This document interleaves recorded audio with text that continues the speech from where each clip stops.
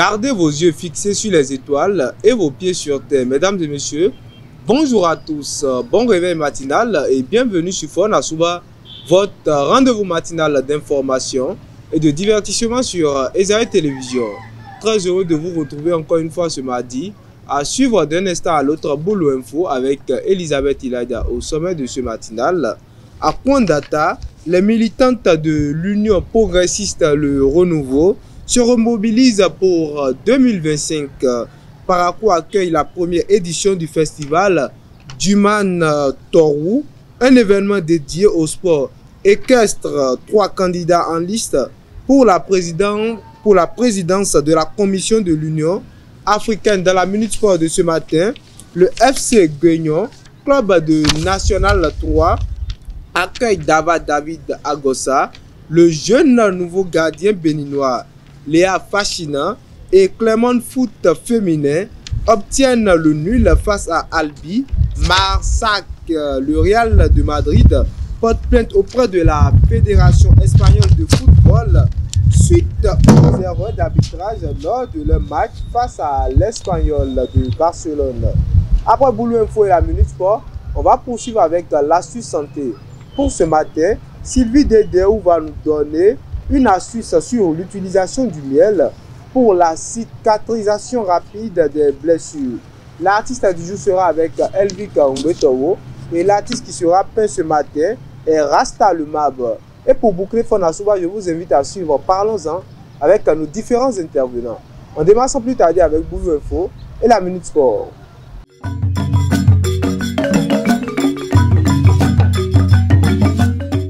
Boulou Info, c'est avec vous, Elisabeth Ilaïda. Bonjour. Bonjour Mouti.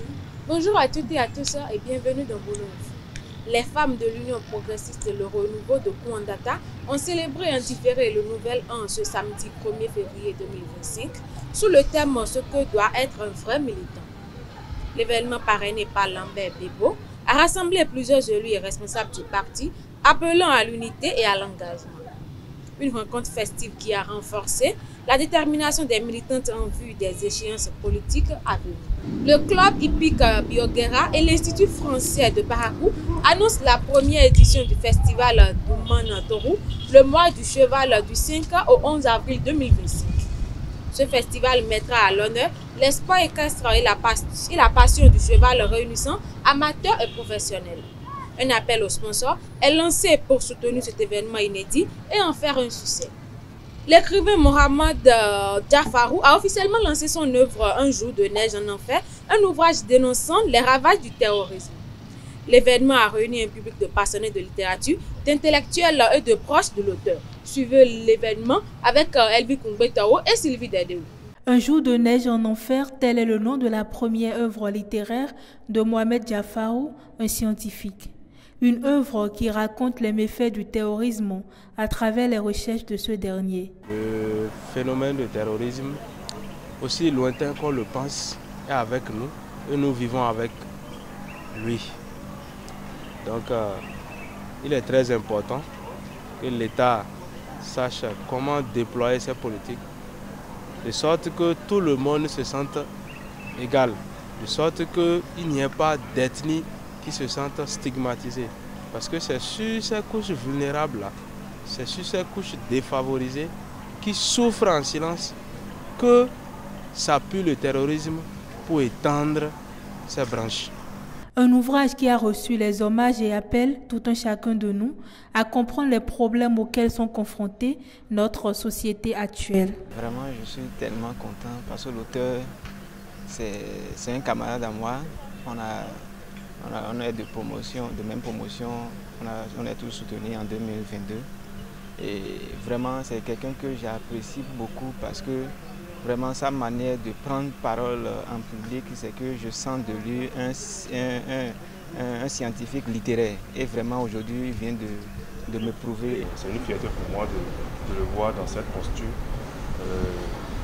Il faut dire que par rapport au document, c'est vraiment un travail salutaire, puisque à travers ce document, on ressent une dénonciation d'un fléau, d'une gangrène qui nous ronge. Ce ouvrage est un appel est un appel surtout à nous, à la jeunesse, pour une prise de conscience sur les réalités que nous vivons. Ce roman de Mohamed Jafarou peint la société africaine dans laquelle nous sommes et donne des leçons à travers les personnages qui y figurent. 2 semaines après sa signature, le décret de Donald Trump suspendant l'aide internationale pour 90 jours impacte déjà plusieurs pays, notamment en Afrique. L'ONG Alima, active en Haïti et dans 12 pays africains, a dû réduire plusieurs programmes, notamment au Mali. Et pour finir, le Kenyan Raila Odinga, le Djiboutien Mahamoud Ali Youssouf et le Malgache Richard Adrien Mandrato briguent l'association de Moussa Faki Mahamat à la tête de la commission de l'UA. Le choix sera fait par les 55 chefs d'État de l'organisation lors du sommet du 15 février 2025 à Addis Abeba. C'est tout pour l'info de ce matin. Merci de nous avoir suivis. Merci à vous, Elisabeth Iladia, pour l'actualité matinale. À présent, chers internautes, je vous invite à suivre la Minute Sport avec Elvic Ngweto.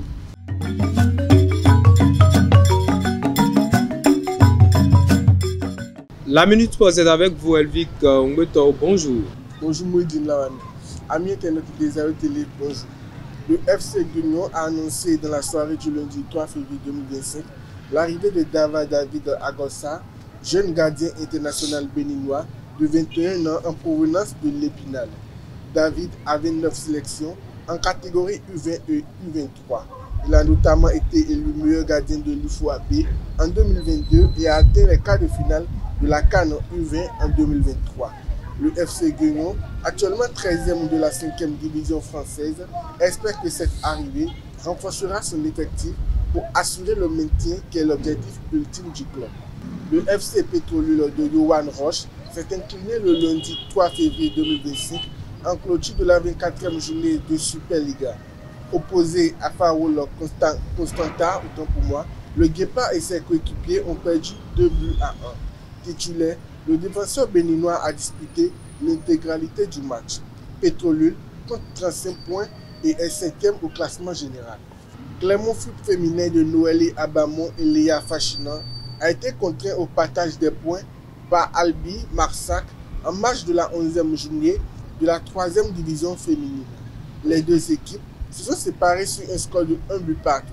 Remplaçante, l'attaquante béninoise a disputé les 30 dernières minutes de la rencontre, tandis que la milieu de terrain béninoise est convalescente après sa blessure au clavicule. Clermont totalise 20 points et reste à la 3e place du groupe B. En Ligue Pro, après l'annulation des résultats de la jeunesse sportive de Ouida, l'attaquant des Dragons Football Club ADI Promesse compte désormais 6 buts au lieu de 7 cette saison. Son but victorieux à la 18e minute face à la JSO le 20 novembre dernier est emporté par le scandale licence frauduleuse, tout comme les 3 points de la victoire de son équipe. Mais les Dragons restent leaders de la poule B avec 29 points à égalité avec Sobima et Kraki. Et pour boucler la Minute Sport, le Real de Madrid a officiellement déposé une plainte auprès de la Fédération espagnole de football avec une copie envoyée au Conseil supérieur des sports pour protester contre les graves décisions arbitrales lors du match face à Espanyol samedi dernier. Et selon Copé, les arbitres Muniz Ruiz et Iglesias Villanueva impliqués dans cette polémique ont été retirés de l'arbitrage du match Atlético vers Getafe. C'est tout pour la Minute Sport. Merci à vous, Elvic Ngweto, pour l'actualité sportive. À présent, chers internautes, j'invite au plateau Sylvie Dédéou pour l'astuce santé.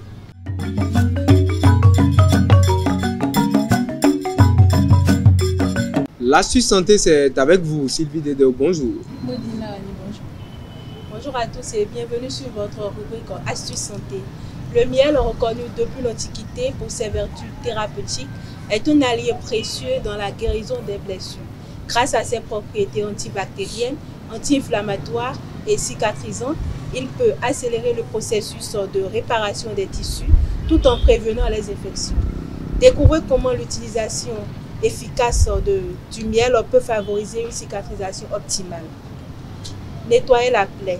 Lavez délicatement la blessure avec de l'eau tiède et du savon doux. Séchez avec une compresse propre. Appliquez le miel. Déposer une fine couche de miel pur, de préférence du miel brut, directement sur la plaie. Couvrir la plaie. Placer un pansement stérile dessus pour protéger et éviter les infections. Changer régulièrement. Renouveler l'application tous les 12 à 24 heures en nettoyant à chaque fois. Le miel aide à désinfecter, réduit l'inflammation et favorise une cicatrisation plus rapide. C'est tout pour l'astuce santé de ce matin. Prenez soin de vous et à la prochaine. Merci à vous Sylvie Dedeo pour l'astuce santé. À présent, chers internautes, on retourne du côté de Elvic Umbetao pour l'artiste du jour.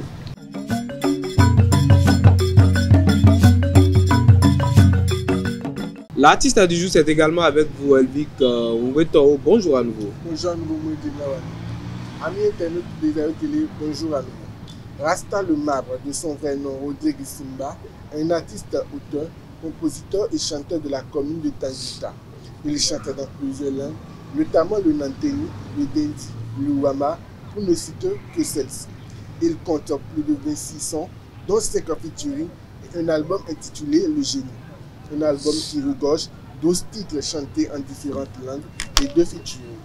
Grâce à ses sorties, Rasta le Marbre compte faire les choses en grand et intégrer ainsi le cercle des grands artistes du Bénin. Grâce à ses concerts, Rasta a confirmé son talent et met en mouvement le monde du showbiz dans la commune de Tangita. C'est tout pour l'artiste du jour. À bientôt. Merci à vous une fois encore, Elvic Umbetao, pour l'artiste de ce matin. À présent, chers internautes, c'est le tour de Parlons-en avec Elisabeth Ilaja et Sylvie Dedeo.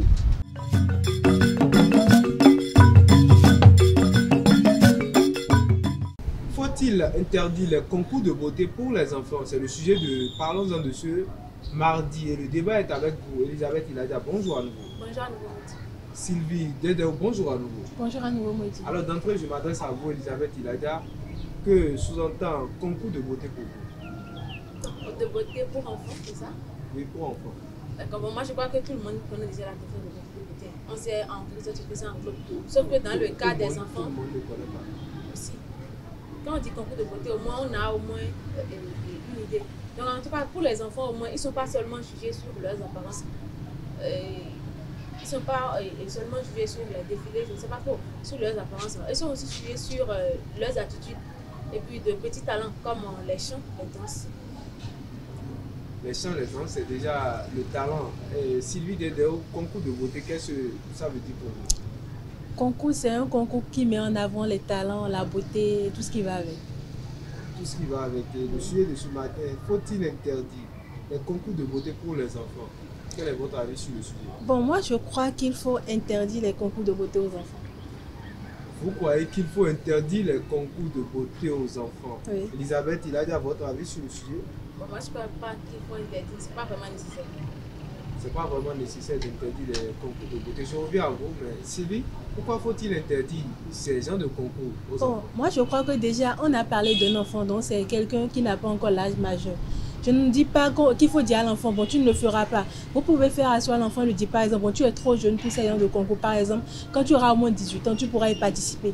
Parce que quelqu'un qui est enfant, par exemple, qui commence à participer au concours de beauté, elle peut être distrait. Si c'est une fille, par exemple, elle peut être distraite et ne plus vraiment travailler à l'école. Bon, ça dépend. Donc, moi, je crois que c'est trop tôt pour qu'un enfant commence pas à participer à ces genres de concours. C'est trop tôt, il ne faut pas laisser les enfants participer à ces genres de concours. Elisabeth, vous? Bon, en fait, quand on dit concours de beauté pour les enfants, ça veut dire que ce sont des enfants en fait.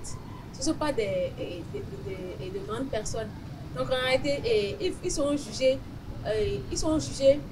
en fonction aussi de leurs âges. Parce qu'en réalité, ils vont aussi se pencher, les juges vont aussi se pencher sur le côté, sur ce côté-là. Parce qu'on ne peut pas juger, je ne sais pas trop, une fille de 5 ans de la même manière qu'on jugera une fille de 20 ans. Donc en réalité, je ne pense pas que ce soit nécessaire, l'interdiction. Juger une fille de... Déjà, quand on parle de concours, je pense qu'il doit y avoir des critères. Si c'est un concours de beauté entre 5 à 7 ans, toutes les filles qui doivent participer normalement devraient tous avoir de 5 à 7 ans. Donc il n'y a pas... quand on parle de moi je crois que... Non, en fait, quand on dit pour les enfants, c'est-à-dire que c'est pas comme si, quand on dit concours de beauté, c'est pas seulement concours de beauté, on dit pour les enfants. Donc en réalité, ce sont uniquement, il y aura uniquement que des enfants là. Et si vous dites qu'une fille de 5 ans, la manière de juger cette fille ne sera pas la même qu'une fille de 16 ans par exemple. Oui, c'est ça. Est-ce que c'est pas une sorte de discrimination? Non, c'est pas une sorte de discrimination. Parce que quand on dit concours de beauté, on n'a pas seulement dit concours de beauté, on a dit concours de beauté pour les enfants. Oui. Donc en réalité, il y aura que les enfants qui seront présents à cet endroit-là. Et donc, ils vont juger les enfants entre eux. C'est-à-dire qu'ils seront jugés entre eux sur les mêmes critères, sur les mêmes bases. Mais en réalité, quand on dira seulement concours de beauté, c'est-à-dire seulement ça, et peut-être qu'on te dira que bon, c'est à partir de 18 ans. Tu veux participer à partir de c'est une tranche d'âge de 18 ans ou à 10 ans peut-être. Donc là aussi, ils seront jugés entre eux, je ne sais pas, entre adultes ou entre majeurs.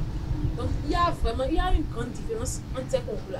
Pour moi, je crois que déjà les concours en tout cas, concours de beauté pour les enfants, ça peut déjà détruire l'enfance de l'enfant. Parce que prends un exemple simple, un enfant qui participe à ce concours en question-là et qui échoue bien, en tout cas qui n'est pas parmi les finalistes, cet enfant en question va se croire beaucoup moins talentueuse. Alors qu'on a dit, concours de beauté par exemple pour les enfants. Supposons qu'il y a 12 personnes. On veut juste 3 personnes. Peut-être il y a une Miss, première dauphine et deuxième dauphine. Toi, tu n'es même pas parmi les 3. Tu te crois, bon, je ne suis pas assez belle, je ne suis pas assez talentueuse. Déjà, l'enfant, dès la base, elle perd, si c'est une fille, elle perd la confiance en soi qu'elle devrait avoir normalement. Parce qu'elle se dit qu'elle a raté.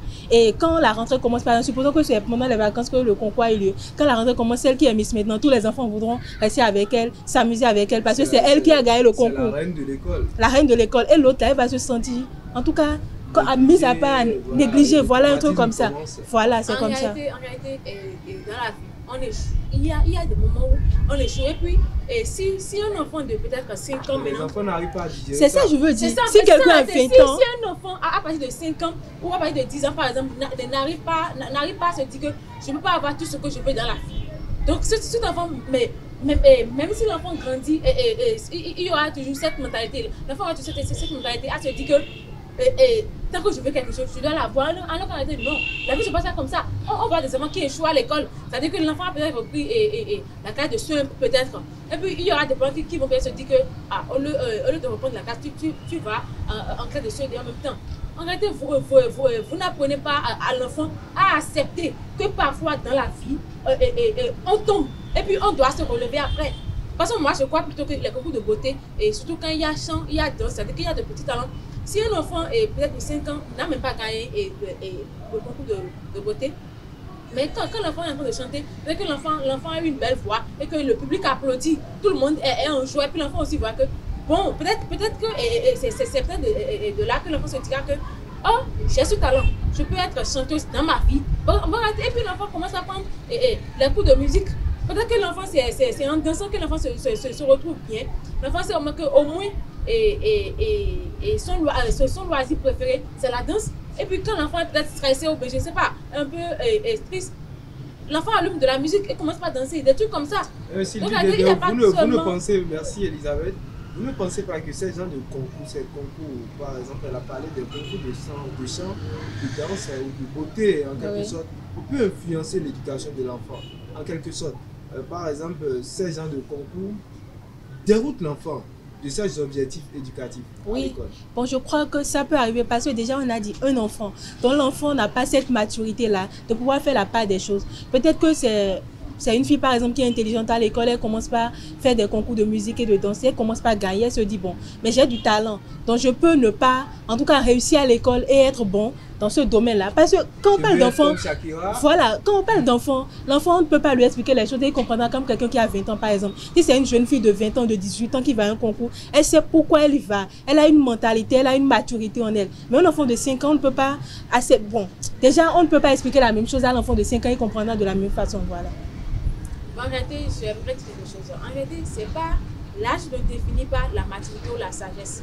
On voit un vieux... Mais un enfant reste un enfant. Oui, je sais. Mais on voit quand même un vieux de 65 ans qui n'est même pas du tout sage. Alors qu'on voit un jeune qui a peut-être 25 ans, qui est plus sage que ce vieux de 65 ans. Donc, si un enfant peut-être participe à ces concours, l'enfant chante, danse, et l'enfant voit que, bon, ça peut-être c'est sa voix, c'est pas tous les enfants qui vont laisser l'école.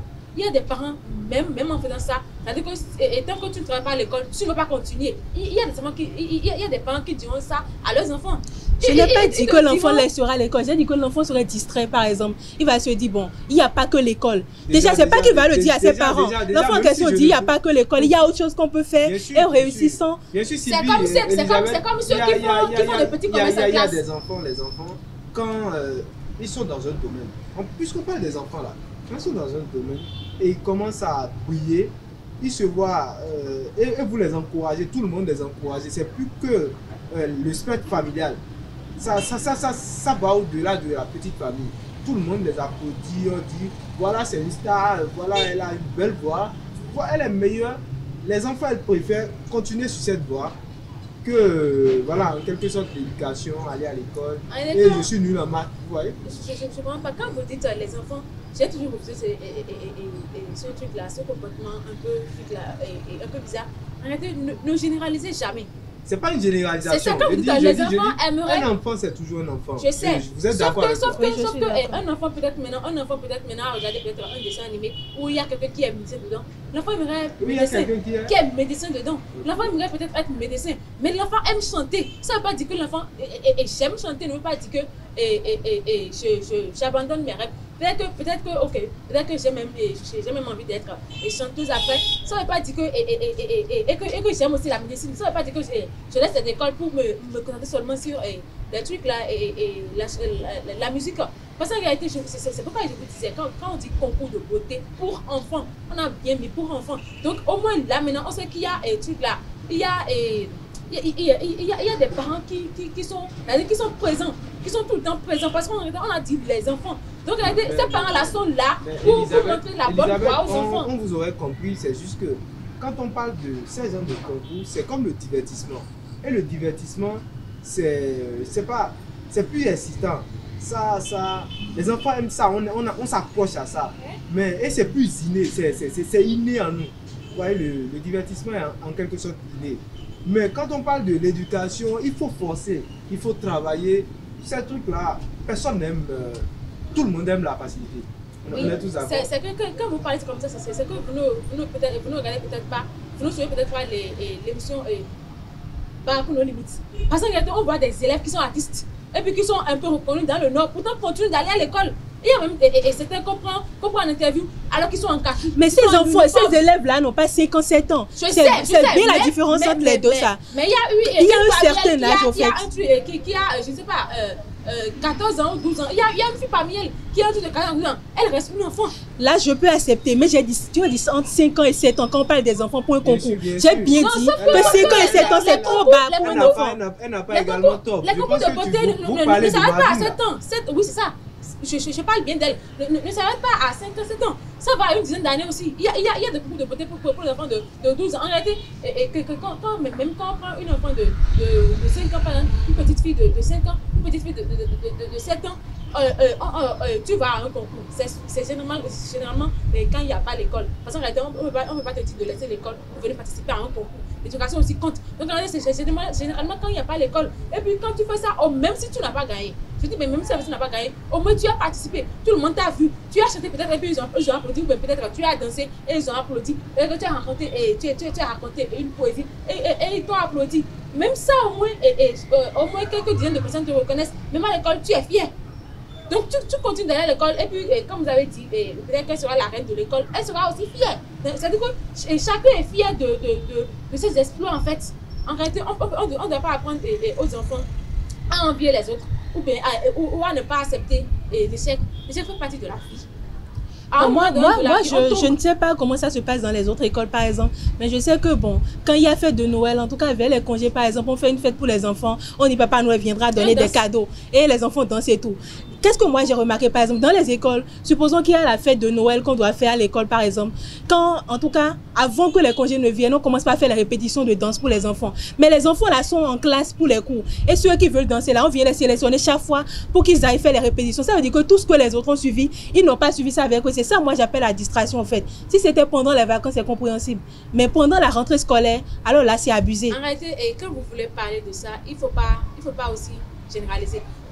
J'ai bien dit, je ne sais pas comment ça se passe dans les autres écoles. C'est parce que moi, dans mon école, quand moi j'étais encore au cours primaire, quand il y a ces trucs-là, c'est généralement les mercredis soirs, les vendredis soirs. C'est-à-dire que quand on finit les cours, et mercredi soir par exemple, maintenant on n'a pas, on ne va pas à l'école, mais peut-être pour les études. Donc en réalité, si tu viens à l'étude, tu finis à 17h comme ça, tu attends un 17h, et puis on fait la répétition. Pareil pour les vendredis soirs aussi. Et puis ça me dit tu peux venir. Certains enfants vont à la maison pour reposer. C'est ça. Toi, tu as voulu, c'est un choix en fait. Tu as voulu danser. J'ai envie de danser maintenant pour passer peut-être mes parents, ou je ne sais pas trop, peut-être ma soeur. Et puis bon, je danse. Et donc vous dansez, on vous aurait compris. Je danse pas. Il faut jamais généraliser, Sylvie. Il ne faut jamais généraliser. Sylvie, un mot pour finir sur le sujet. Bon, moi, déjà, j'aurais su ma position. Moi, je pense qu'il ne faut pas laisser les enfants participer au concours. Mais comme un enfant demeure un enfant, tu ne vas pas le dire directement, ne participe pas au concours. Mais fais asseoir l'enfant et dis-lui, bon, tu as encore du temps devant toi. À tel âge, par exemple, tu peux y participer. Donc, travaille dur. Peut-être tu peux lui dire, bon, si tu travailles très bien, la prochaine fois, tu peux y aller. Les enfants sont très faciles à amadouer. Voilà, il faut avoir la manière également de dire à l'enfant, tu ne peux pas participer à ce concours-là. Et un jour, tu pourras devenir peut-être Miss Bénin 2050. Vous avez encore vu concours Miss Bénin ici? Oh, bah, il y en aura quand même. Elisabeth, un mot pour finir sur le sujet. Bon, moi, je dirais que les concours de beauté pour enfants ne sont pas interdits. Parce qu'en réalité, ils ne sont pas à interdire. Parce qu'en réalité, l'enfant peut... L'élévation de l'enfant peut commencer par là. C'est-à-dire que c'est en ce moment que quelqu'un sera impressionné, un producteur sera impressionné, ou bien c'est en dansant peut-être, ou bien en jouant un rôle dans un théâtre, dans une pièce de théâtre, que l'enfant saura que ben, là, j'essaie au moins là. Donc en réalité, je crois que et puis ça donne aussi une certaine confiance en soi. Donc je ne crois pas vraiment que ce soit nécessaire d'interdire ces concours. Là, ils sont des pour enfants, donc il y a des règles, il y a des restrictions. Il y a des règles. Pour Elisabeth, le pétrole du village peut devenir kérosène. Merci à vous. Elisabeth Ilaja, merci Sylvie Dedeo. Chers internautes, on est à la fin de Fon Asouba de ce mardi. Merci d'être restés avec nous et à demain pour le prochain numéro.